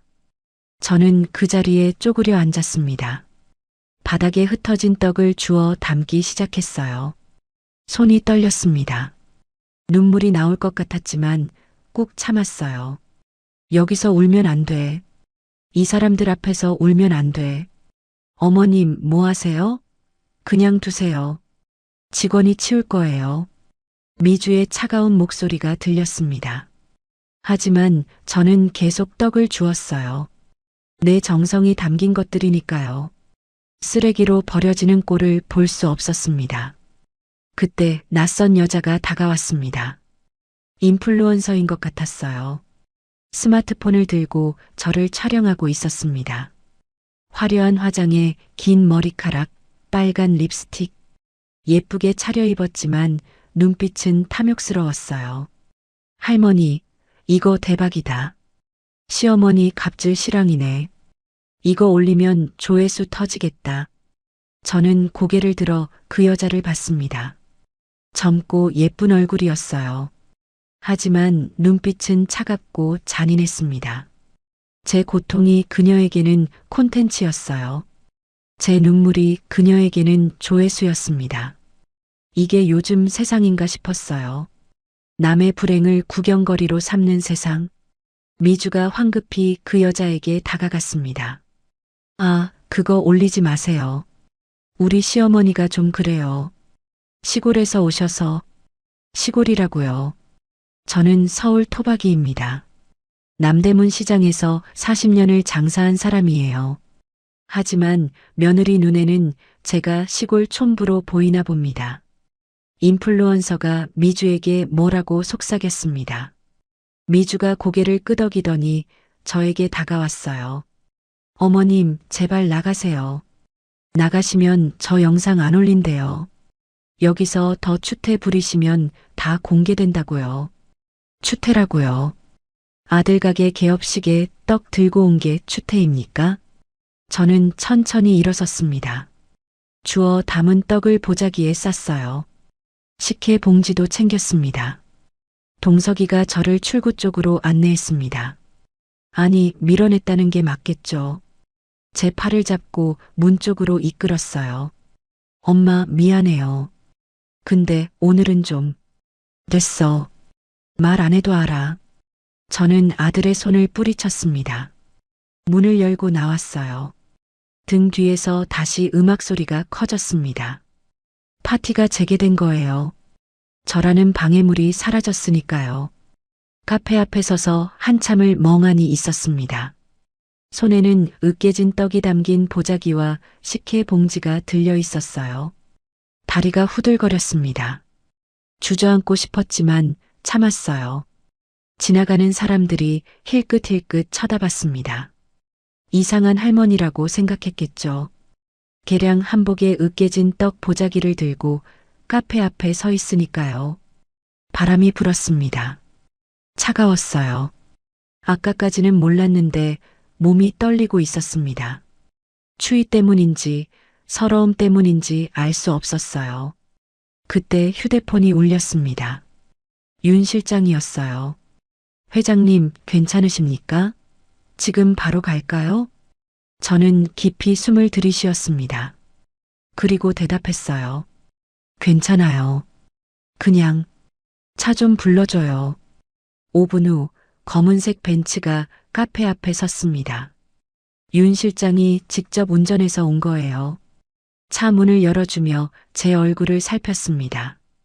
회장님, 안색이 괜찮다고 했잖아요. 저는 차에 올라탔습니다. 문이 닫히자 비로소 눈물이 흘렀어요. 참고 참았던 것들이 터져나왔습니다. 40년 장사하면서 별의별 사람을 다 만났지만 이런 굴욕은 처음이었어요. 취객한테 욕을 먹어도 이렇게 서럽지 않았습니다. 손님한테 음식을 던져도 이렇게 아프지 않았어요. 내 며느리한테, 내 아들 앞에서, 모르는 사람들 앞에서 개망신을 당하다니요. 윤 실장이 조용히 차를 출발시켰습니다. 아무 말도 하지 않았어요. 그냥 티슈를 건네줬습니다. 그 배려가 고마웠어요. 저는 그 티슈로 눈물을 닦으며 창밖을 바라봤어요. 성수동의 화려한 거리가 눈에 들어왔습니다. 젊은이들이 웃고 떠들며 걸어다니고 있었어요. 저 사람들 중 누구도 제가 방금 겪은 일을 모를 거예요. 그냥 스쳐 지나가는 낯선 할머니일 뿐이겠죠. 윤 사장. 네, 회장님. 특약 조항 5조 기억나지? 윤 실장이 백미러로 저를 봤습니다. 제 눈빛이 달라진 걸 느꼈을 거예요. 기억합니다. 지원자의 품위 손상 및 기만행위 시 즉시 계약 해지. 제가 직접 넣은 조항이죠. 저는 고개를 끄덕였습니다. 그리고 창밖을 보며 중얼거렸어요. 아직은 아니야. 아직은. 하지만 곧 그날이 올 거야. 눈물은 멈췄습니다. 대신 가슴 속에서 뜨거운 것이 끓어오르고 있었어요. 분노였습니다. 지금까지 참고 참았던 모든 것들이 불씨가 되어 타오르기 시작했습니다. 집에 도착해서 방에 들어갔습니다. 남편 영정 사진을 바라봤어요. 흑백 사진 속 그이가 웃고 있었습니다. 영감, 오늘 내가 개망신을 당했어요. 우리 며느리한테요. 내가 3일 동안 만든 식혜랑 새벽부터 맞춘 떡이 바닥에 나뒹굴었어요. 혼잣말이 텅 빈 방에 울렸습니다. 저는 영정 앞에 앉아 한참을 그렇게 있었어요. 영정 속 남편은 아무 말도 하지 않았습니다. 그냥 웃고 있을 뿐이었죠. 하지만 저는 알 것 같았어요. 영감도 화가 났을 거예요. 그리고 결심했습니다. 더 이상은 안 돼. 이대로는 안 돼. 지금까지는 아들 생각에 참았어요. 며느리가 변하길 기다렸어요. 하지만 이제 알겠습니다. 기다린다고 변할 사람이 아니에요. 스스로 깨닫게 해줘야 합니다. 방법이 어떻든 간에요. 이제 더 이상 참지 않을 겁니다. 기다림은 끝났어요. 이제 그 며느리가 진짜 세상이 어떤 곳인지 알게 해줄 겁니다. 두고 보세요. 잠금자가 누군지 똑똑히 보여줄 테니까요. 개업식 이후 일주일이 지났습니다. 저는 시장에서 평소처럼 칼국수를 팔았어요. 손님을 받고 설거지를 하고 재료를 정리하고 겉으로는 아무 일도 없었던 것처럼 살았습니다. 하지만 속으로는 다른 계획을 세우고 있었어요. 윤 실장에게 전화를 걸었습니다. 이번 달부터 청년 창업 지원금 중단해요. 월세도 원래대로 돌려놓고. 윤 실장이 잠시 침묵했습니다. 회장님, 그러면 갑자기 월세가 3배로 뛰는데요. 감당이 될까요? 감당이 안 되면 어떻게 해야 하는지 배워야지. 세상이 그렇게 만만한 줄 알아? 저는 전화를 끊었습니다. 마음이 편하지는 않았어요. 하지만 더 이상 밑 빠진 독에 물을 부을 수는 없었습니다. 이제 며느리가 스스로 일어서든지 넘어지든지 선택해야 할 때였어요. 며칠 후 윤 실장이 미주에게 통보했습니다. 청년 창업 지원 프로그램이 종료되어 다음 달부터 월세가 원래대로 돌아간다고요. 보증금 5천만 원에 월세 500만 원이던 것이 보증금 3억에 월세 1,500만 원으로 바뀌는 겁니다. 3개월간의 렌트 프리 혜택도 끝났고요. 윤 실장이 전화로 보고했습니다.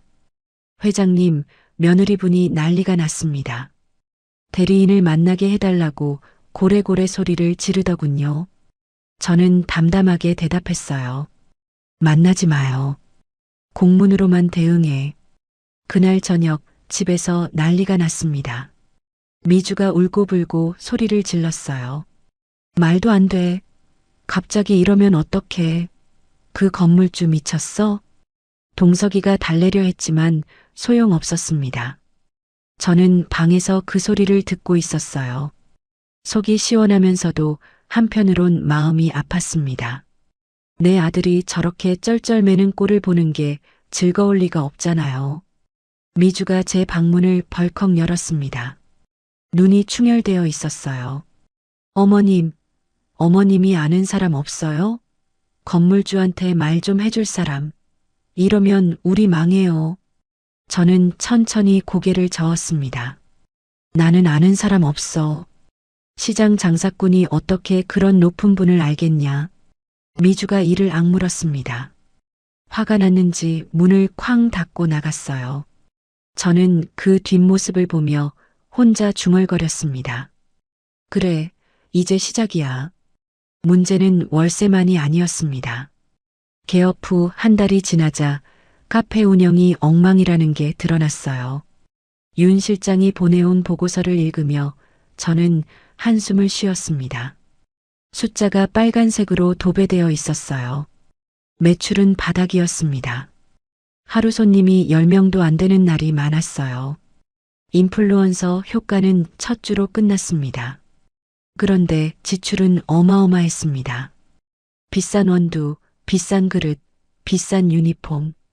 거기다 미주는 매일 가게에서 자기 친구들에게 공짜로 음료를 팔았습니다. 정확히는 주고 있었죠. 친구들이 SNS에 올려준다며 매일 몰려왔는데 한 푼도 안 내고 가장 비싼 메뉴만 시켰어요. 한 달 만에 적자가 2천만 원이 넘었어요. 납품업체 문제도 터졌습니다. 미주 친구 남편이 운영하는 업체가 가짜 유기농 재료를 납품한 게 걸린 거예요. 보건소 점검에서 적발되었습니다. 과태료가 500만 원이나 나왔어요. 미주는 친구한테 따지러 갔다가 오히려 싸우고 돌아왔습니다. 그 친구와도 절교했죠. 아르바이트생 문제도 있었습니다. 얼굴만 보고 뽑은 대학생 둘이 일을 엉망으로 했어요. 커피 맛이 매번 달랐습니다. 손님들이 불평하기 시작했어요. SNS에 악플이 달리기 시작했습니다. 예쁘기만 하고 맛은 별로라고요. 인테리어만 화려하고 서비스는 엉망이라고요. 어느 날 저는 몰래 카페 근처를 지나갔습니다. 궁금하기도 했고 직접 확인하고 싶기도 했어요. 창문 너머로 안을 봤어요. 손님이 2명뿐이었습니다. 그 넓은 카페에 딸랑 2명. 이탈리아 대리석 바닥은 반짝거리는데 앉아있는 사람이 없었어요. 아르바이트생은 카운터에서 폰만 보고 있었고 미주는 보이지 않았어요. 아마 안쪽에서 쉬고 있겠죠. 가게 앞에서 담배를 피우는 남자가 있었습니다. 얼굴을 보니 인테리어 공사 때 봤던 반장이었어요. 저를 알아보더니 반갑게 인사했습니다. 할머니, 그때 배관 고치라던 분 아니에요? 저는 고개를 끄덕였어요. 근처 지나가다가요. 가게가 좀 한산하네요. 반장이 한숨을 쉬었습니다.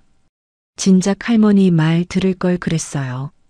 배관 또 문제 생겨서 이번에 공사 다시 하러 왔거든요. 사장님이 돈이 없다고 외상으로 해달래요. 외상이라니요. 벌써 외상 신세가 됐군요. 저는 쓴웃음을 지으며 그 자리를 떠났습니다. 2개월 차가 되자 상황은 더 심각해졌습니다.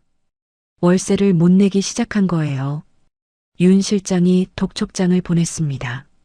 미주는 울면서 동석이에게 매달렸습니다. 오빠 어떡해. 월세 밀리면 쫓겨나. 동석이가 또 제게 왔습니다.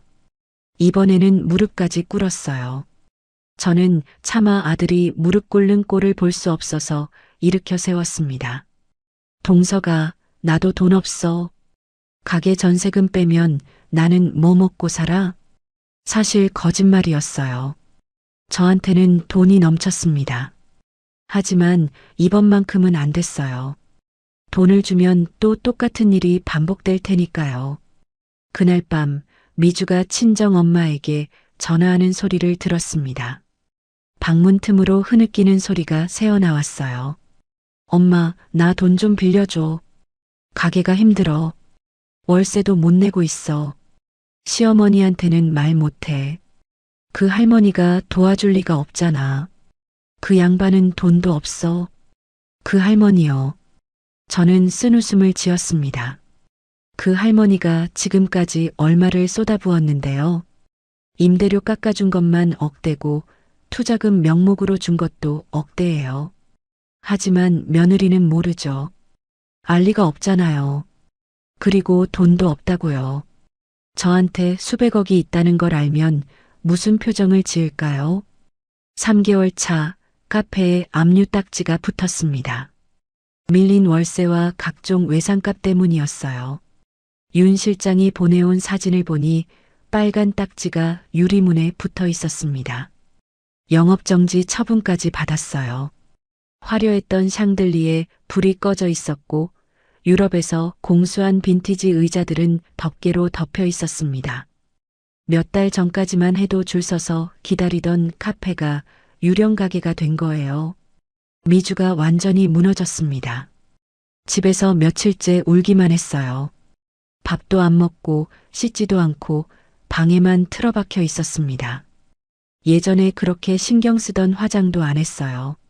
머리는 부스스하고 눈은 퉁퉁 부어 있었습니다. 동석이가 걱정스러운 얼굴로 제게 말했어요. 엄마, 미주가 이러다 큰일 날 것 같아요. 제발 도와주세요. 저는 아들을 바라봤습니다. 수척해진 얼굴, 충혈된 눈. 내 새끼가 저렇게 망가지고 있었어요. 마음이 아팠습니다. 하지만 아직은 때가 아니었어요. 동서가 며느리한테 전해. 건물주를 직접 만나고 싶으면 연락하라고. 동석이가 눈을 크게 떴습니다. 엄마가 건물주를 알아요? 저는 대답하지 않았어요. 그냥 방으로 들어갔습니다. 며칠 후 미주가 처음으로 제 방문을 두드렸습니다. 들어오라고 하자 문을 열고 들어왔어요. 얼굴이 반쪽이 되어 있었습니다. 화장기 없는 얼굴, 부은 눈, 갈라진 입술. 그 도도하던 며느리가 이렇게 초라해질 줄이야. 미주가 제 앞에 섰습니다. 한참을 망설이더니 입을 열었어요. 어머님, 건물주 아세요? 제발 소개 좀 시켜주세요. 무릎이라도 꿇을게요. 저는 미주를 바라봤습니다. 이 며느리가 무릎을 꿇겠다고요. 개업식 때 저를 쫓아내던 그 며느리가요. 시루떡을 바닥에 내동댕이 치던 그 며느리가요. 저는 천천히 입을 열었습니다. 만나게 해줄 수는 있어. 근데 그 전에 물어볼 게 있어. 미주가 고개를 끄덕였어요. 간절한 눈빛이었습니다. 개업식 날 왜 그랬어?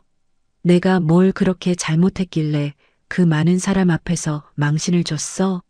새벽부터 맞춘 떡을 바닥에 내동댕이 치고 3일 동안 만든 식혜를 쓰레기 취급하고 내가 뭘 그렇게 잘못했어? 미주의 얼굴이 굳어졌습니다. 입술이 파르르 떨렸어요. 눈에 눈물이 고였습니다. 고개를 푹 숙였어요. 어머님, 그건 제가 잘못했어요. 정말 죄송해요. 너무 창피하고 부끄러웠어요. 그때는 정신이 없어서 사과였습니다. 처음 듣는 사과였어요. 결혼하고 10년 만에 처음으로 며느리에게서 사과를 받았습니다. 목소리가 떨리고 있었어요. 하지만 이 사과가 진심인지 아니면 돈이 급해서 하는 말인지 아직은 알 수 없었어요. 사람이 절박해지면 무슨 말이든 할 수 있으니까요. 저는 자리에서 일어났습니다. 그리고 장롱에서 서류 봉투 하나를 꺼냈어요. 이 순간을 위해 준비해둔 것이었습니다. 미주에게 건네주며 말했습니다. 이거 읽어봐. 다 읽고 나서 다시 얘기하자. 미주가 봉투를 받았습니다. 떨리는 손으로 봉투를 열었어요. 안에는 성수동 건물 등기권리증 사본이 들어 있었어요. 소유주 이름이 적힌 부분에 형광펜이 칠해져 있었습니다. 장금자, 제 이름이요. 그 옆에는 제가 법인 대표이사로 있는 회사의 사업자 등록증 사본도 있었어요. 미주가 서류를 보는 순간 얼굴이 하얗게 질렸습니다. 손이 덜덜 떨렸어요. 서류가 바스락거렸습니다. 입이 벌어졌다 닫혔다를 반복했어요. 말이 안 나오는 것 같았습니다. 저는 그 모습을 지켜봤어요. 10년을 기다린 순간이었습니다. 시장 국수집 할머니라고 무시하던 그 며느리가 드디어 진실을 알게 된 거예요.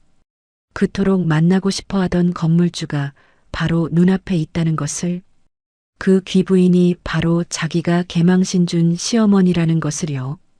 이제 모든 게 밝혀질 차례였습니다. 10년의 참음이 끝나는 순간이었어요. 드디어요.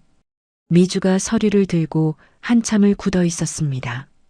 손이 덜덜 떨렸어요. 종이가 바스락거리는 소리만 방 안에 울렸습니다.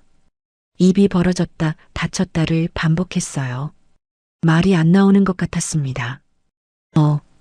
어머님이 건물주요? 저는 천천히 고개를 끄덕였습니다. 그래, 내가 그 건물 주인이야. 내가 그렇게 만나고 싶어 하던 귀부인이 바로 이 시장 국수집 할머니라고.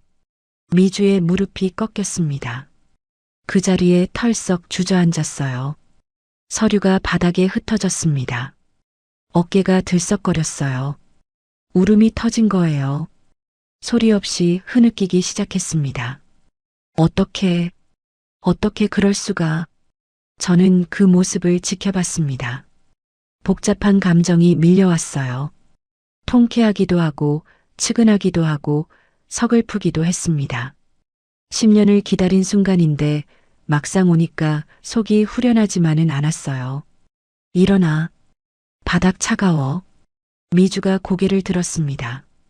눈물 범벅이 된 얼굴이었어요. 화장기 없는 얼굴에 콧물까지 흘러내리고 있었습니다. 그 도도하던 며느리가 이렇게 초라해질 줄이야. 어머님, 저 정말 몰랐어요. 진짜 몰랐어요. 알았으면 어땠을 건데? 시장 국수집 할머니라고 무시 안 했을 거야?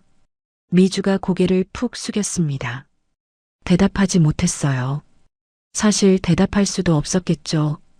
솔직히 말하면 자기도 그랬을 거라는 걸 아니까요. 저는 침대에 앉으며 말했습니다. 나는 40살에 남편 잃고 혼자서 아들 키웠어. 새벽 4시에 일어나서 반죽하고 밤 10시까지 손님 받았어. 그렇게 40년을 살았어. 미주가 고개를 들어 저를 봤습니다. 눈물이 계속 흘러내리고 있었어요. 그 돈으로 건물 사고, 땅 사고, 투자하고, 시장 할머니라고 무시하던 사람들 많았어. 하지만 신경 안 썼어. 내 일만 열심히 했어. 저는 창밖을 바라봤습니다. 해가 지고 있었어요. 근데 말이야. 내 며느리한테 무시당하니까 그건 아프더라.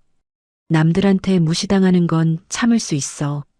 근데 가족한테 무시당하는 건 못 참겠더라고. 미주가 다시 울음을 터뜨렸습니다. 이번에는 소리내어 울었어요. 어깨가 들썩거렸습니다. 죄송해요, 어머님. 정말 죄송해요. 제가 잘못했어요. 제가 눈이 멀었어요. 저는 한숨을 쉬었습니다. 그리고 미주에게 다가가 어깨를 잡았어요. 일어나. 얘기 더 하자. 미주를 일으켜 세우고 거실로 나왔습니다. 소파에 나란히 앉았어요. 미주가 계속 훌쩍거렸습니다. 내가 왜 정체를 숨겼는지 알아? 미주가 고개를 저었어요. 처음에는 그냥 숨기고 싶었어. 돈 때문에 날 대하는 사람들이 싫었거든. 근데 너를 만나고 나서 이유가 하나 더 생겼어. 미주가 저를 바라봤습니다. 눈이 부어서 반쪽이 되어 있었어요. 내가 진짜 어떤 사람인지 보고 싶었어. 돈 없는 시어머니한테 어떻게 하나. 힘없는 노인한테 어떻게 대하나. 그게 그 사람 진짜 모습이거든. 미주가 고개를 푹 숙였습니다. 어깨가 움츠러들었어요. 내가 보여준 모습이 실망스러웠어. 솔직히 말하면 촌스럽다고 무시하고 참견한다고 짜증내고 개업식 날은 그 많은 사람 앞에서 망신을 줬잖아. 미주가 두 손으로 얼굴을 감쌌습니다. 어깨가 더 심하게 떨렸어요. 근데 말이야. 저는 잠시 멈췄습니다. 그리고 말을 이었어요. 그래도 너는 내 아들이 선택한 사람이야. 내 아들이 사랑하는 사람이고. 그래서 기회를 주고 싶었어. 미주가 얼굴을 들었습니다. 눈물 사이로 의아한 표정이 보였어요. 기회요? 그래. 내가 스스로 깨달을 기회. 세상이 만만하지 않다는 거, 돈 버는 게 얼마나 힘든 건지, 사람을 함부로 대하면 안 된다는 거. 직접 겪어봐야 아는 것들이 있잖아. 미주가 한참을 아무 말 없이 앉아 있었습니다. 그리고 천천히 입을 열었어요. 어머님, 저 이제 알 것 같아요. 제가 얼마나 건방졌는지, 얼마나 한심했는지. 저는 고개를 끄덕였습니다. 알면 됐어. 늦었지만 알면 된 거야. 미주가 제 손을 잡았습니다. 손이 차가웠어요. 어머님, 한 번만 더 기회를 주세요. 다시 시작할게요. 이번에는 제대로 할게요. 저는 미주를 바라봤습니다. 진심으로 보였어요. 눈빛이 달라져 있었습니다. 그 도도하고 건방지던 눈빛이 아니었어요. 절박하고 간절하고 반성하는 눈빛이었습니다. 어떻게 다시 할 건데? 미주가 잠시 생각하더니 대답했어요. 처음부터 다시 배울게요. 어머님한테요. 장사하는 법, 손님 대하는 법, 돈 쓰는 법. 다 배울게요. 저는 피식 웃었습니다. 시장 국수집 할머니한테? 미주도 울면서 웃었어요. 네. 시장 국수집 할머니한테요. 아니, 우리 어머님한테요. 그 말을 듣는 순간 가슴이 뭉클해졌습니다. 결혼하고 10년 만에 처음으로 며느리에게서 진심 어린 우리 어머님이라는 말을 들었어요. 눈시울이 뜨거워졌습니다. 며칠 후 저는 윤 실장에게 전화했습니다. 카페 계약 조건 다시 조정해요. 월세 500만 원으로 돌려놓고 밀린 월세는 분할 납부로 해줘요. 윤 실장이 놀란 목소리로 물었습니다. 회장님, 마음이 바뀌셨습니까? 사람은 변할 수 있어요. 기회를 한 번 더 줘보려고요. 전화를 끊고 창밖을 바라봤습니다. 봄이 오고 있었어요. 나뭇가지에 새싹이 돋아나고 있었습니다. 미주가 다음 날부터 시장에 나왔습니다. 제 칼국수 가게예요. 앞치마를 두르고 설거지를 시작했어요. 손님 주문을 받고 테이블을 닦고 국수 그릇을 날랐습니다. 처음에는 서툴렀어요. 그릇을 깨뜨리기도 하고 주문을 틀리기도 했습니다. 뜨거운 육수에 손이 대기도 했어요. 손톱이 깨지고 손등에 화상 자국이 생겼습니다. 하지만 미주는 불평하지 않았어요. 묵묵히 일했습니다. 손이 트고 허리가 아파도 참았어요. 저녁이 되면 다리가 부어서 절룩거렸습니다. 예전 같으면 상상도 못할 일이었죠. 뾰족구두 신고 카페에서 셀카 찍던 사람이 고무장갑 끼고 설거지를 하고 있었으니까요. 일주일이 지나자 미주의 손이 조금씩 익숙해졌습니다. 주문도 틀리지 않았고 그릇도 안 깨졌어요. 손님들 얼굴도 외우기 시작했습니다. 어느 날 단골 손님이 미주에게 말했습니다. 아가씨, 사장님 딸이야? 미주가 웃으며 대답했어요. 아니요, 며느리예요. 손님이 저를 보며 말했습니다. 아이고, 사장님 복 받으셨네. 이렇게 예쁜 며느리가 일 도와주고. 저는 웃었습니다. 진심으로 웃은 건 오랜만이었어요. 한 달 후 미주라 비가 다시 문을 열었습니다. 하지만 많이 달라져 있었어요. 화려한 샹들리에는 그대로였지만 메뉴가 바뀌었습니다. 비싼 유럽식 디저트 대신 손수 만든 떡 케이크가 올라갔어요. 제가 알려준 레시피였습니다. 손으로 직접 빚은 절편도 있었고 시루떡을 활용한 티라미수도 있었어요. 전통과 현대를 섞은 메뉴였습니다. 직원도 바꿨어요. 얼굴 예쁜 대학생 대신 경력 있는 바리스타를 고용했습니다. 예전에 탈락시켰던 그 지원자에게 직접 연락해서 사과하고 다시 모셔왔어요. 그 바리스타가 커피 맛을 확 바꿔놨습니다. 입소문이 나기 시작했어요. 무엇보다 미주가 달라졌습니다. 손님 한 명 한 명에게 인사하고 직접 서빙하고 주방에도 들어갔어요. 예전에는 셀카만 찍던 사람이 이제는 앞치마 두르고 설거지를 했습니다. SNS에도 화려한 사진 대신 직접 떡 만드는 과정을 올렸어요. 댓글 반응이 달라졌습니다. 사장님이 진짜 일하시네요. 같은 댓글이 달렸어요. 매출이 조금씩 올랐어요. 악플도 줄었습니다. 사장이 달라졌다는 후기가 올라오기 시작했어요. 손님을 진심으로 대한다고요. 어느 저녁 미주가 제 방에 찾아왔습니다. 손에 뭔가를 들고 있었어요. 어머님, 이거요. 작은 상자였습니다. 열어보니 카디건이 들어있었어요. 연보라색 카디건. 부드러운 캐시미어였습니다. 이게 뭐야? 어머님 드리려고요. 결혼하고 한 번도 선물 못 드렸잖아요. 늦었지만 저는 카디건을 꺼내 들었습니다. 따뜻했어요. 색도 예뻤고요. 이런 거 안 사도 돼. 돈 아껴야지. 미주가 웃었습니다. 제가 번 돈으로 샀어요. 시장에서 일한 품삯이요. 가슴이 뭉클해졌습니다. 처음 받는 며느리 선물이었어요. 결혼하고 10년 만에요. 저는 카디건을 입어봤습니다. 딱 맞았어요. 미주가 환하게 웃었습니다. 어머님한테 잘 어울려요. 그날 밤 영정 사진 앞에 앉았습니다. 남편한테 말했어요. 영감, 우리 며느리가 달라졌어요. 이제야 진짜 가족이 된 것 같아요. 창밖으로 별이 빛나고 있었습니다. 마음이 편안했어요. 40년을 혼자 버텨왔는데 이제는 진짜 가족이 생긴 것 같았습니다. 다음 날 아침 새벽 4시에 눈을 떴습니다. 시장에 가려고 일어나는데 부엌에서 소리가 들렸어요. 나가보니 미주가 있었습니다. 앞치마를 두르고 반죽을 치대고 있었어요. 너 이 시간에 뭐하냐? 미주가 웃으며 대답했습니다. 저도 이제 새벽 4시에 일어나요. 어머님처럼요. 저는 그 모습을 보며 웃었습니다. 진짜 웃음이 나왔어요.